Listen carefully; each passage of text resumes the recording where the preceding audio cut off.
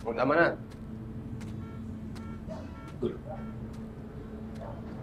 Ginudugol, sorry na. Sorry na. Wala ka namang sinabi na hindi totoo. Wala ako nagtakagabi na wala akong pamilya.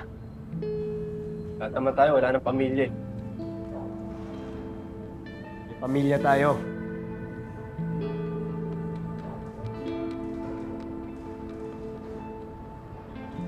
Tayo, pamilya tayo, di ba? Gusto nyo?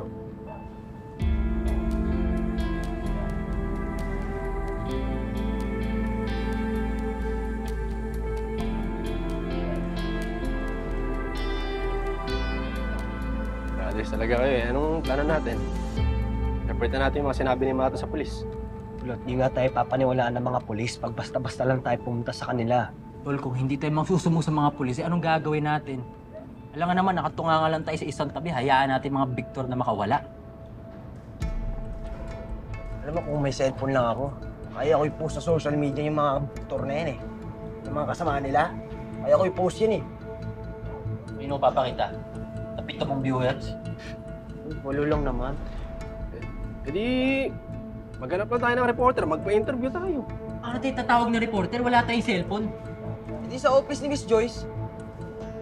Pag nakalabas na tayo dito, pumusti tayo dun sa gabi. O sige, pag nagpa-interview tayo, kasi hiningan tayo ebidensya, ano papakita natin? Wala rin eh. Hindi pa ba sapat na ebidensya yung sinabi ni Matos? Hindi nga pwedeng sinabi lang ni Matos. Dapat si Matos mismo yung magkukwento sa kanila. Pa-interview natin si Matos. Yun yung punto ko. Kailangan natin makontak si Matos. Kailangan natin ng tulong galing sa labas. Oh, siguro naman natuto na kayo. Sige, labas na.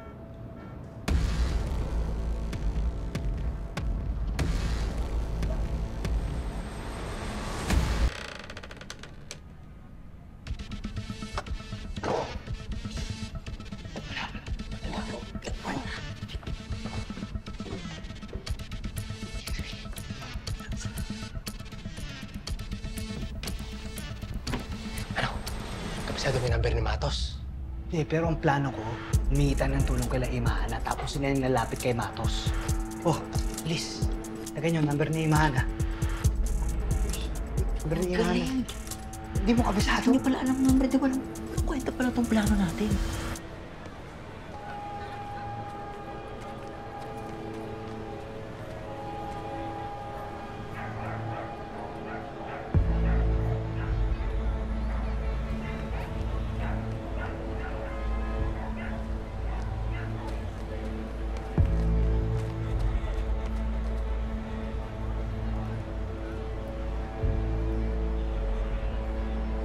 Ano explain na nila dun? Mukhang nakatambay lang eh. Ano may hinihintay? Ay, ano? Videohan natin, tapos baka mamaya si Rendon pala yung ininit nila eh. Kaya po, wait lang. Teka. Ito na. Ayan. Sumubit.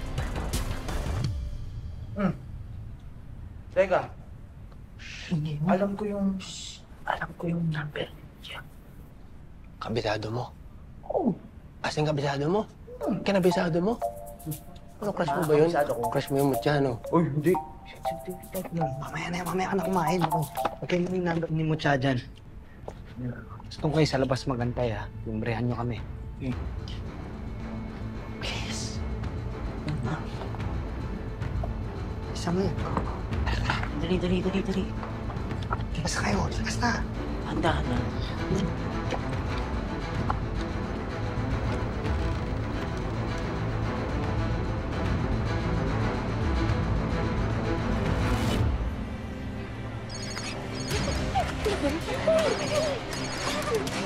Sorry. Wrong time. Oh, what?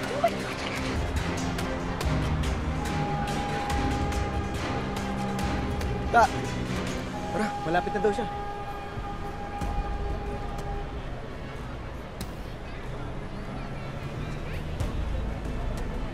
Ano ba yung takot eh? Ano, tama ba yung number, sure? Oo, ito yung binigay sa akin ng takot. Ayaw pa rin. Ayaw sumagot dito. I'm sorry, Sek. Hindi ko talaga alam na may mangyayaring riot kagabi. Don't worry, hindi na kita isasama sa mga events regarding si Chaliwanag. Yan ba talaga ang solusyon mo? Hindi mo na dapat ako inaalala. Dapat yung nasa sakupan mo. Kasama na yung mga bata sa Boys Town. May sariling disciplinary rules ang Boys Town. And I was assured that the boys will learn their lesson. Mismanaged ang Boys Town. Dapat nilalayo ang mga bata sa karasan. Pero hanggang ngayon, marami pang gulo ron.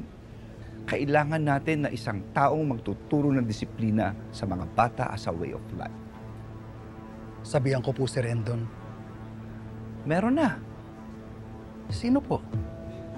Yung nagbigay ng proposal kagabi, Yani yata ang pangalan. Alam mo, maganda ang hangarin ng Yani na yan. At malaki na itulong niya sa pag-awat ng mga riot. Kung ako sa iyo, check ko ang kanyang background at kung qualified siya, kunin mo na kagad siya. Sige po. Maraming salamat, Meg. Maraming salamat po.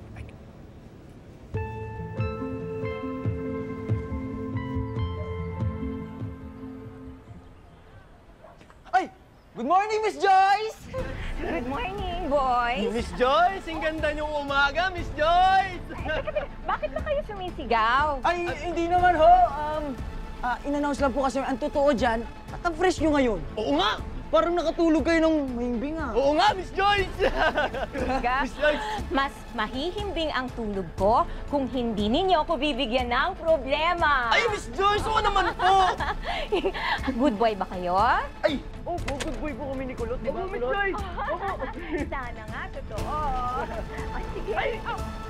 Miss Joyce, ay, Miss Joyce, mga branded na bags yan, Miss Joyce, no? Mamahalin yan eh, Oo, oo. mga 50,000 yan! Mahal yan eh, Miss Joyce! Teka, bakit alam mo? Ano po kasi, Miss Joyce, yung mama ko po dati, pinag-ipunan ko ng parang ganyan po eh. Opo, Miss Joyce! Ang bait mo namang anak. Ako rin eh. Pero buti na lang, ginto kaya, kahit mahal, pinatulan ko na. Ay, Miss Joyce, deserve mo naman yun. Oo, deserve ni Miss Joyce yan! Ay, teka, ipapasok ko lang sa loob. Ay, Miss Joyce! Miss Joyce! Bakit mo ko sinisigawan na naman? Miss Joyce, na-excite lang po ako, Miss Joyce! Oo. Gusto ko kasing tignan yan, yung mga bags nyo ba? Baka peke, di ba? Oo, i-check natin kung peke. Baka napeke kayo, Miss Joyce eh. Naku, hindi ah. Totoo ito.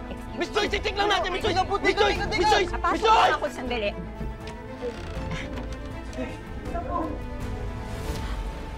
Miss Joyce, Oh my God!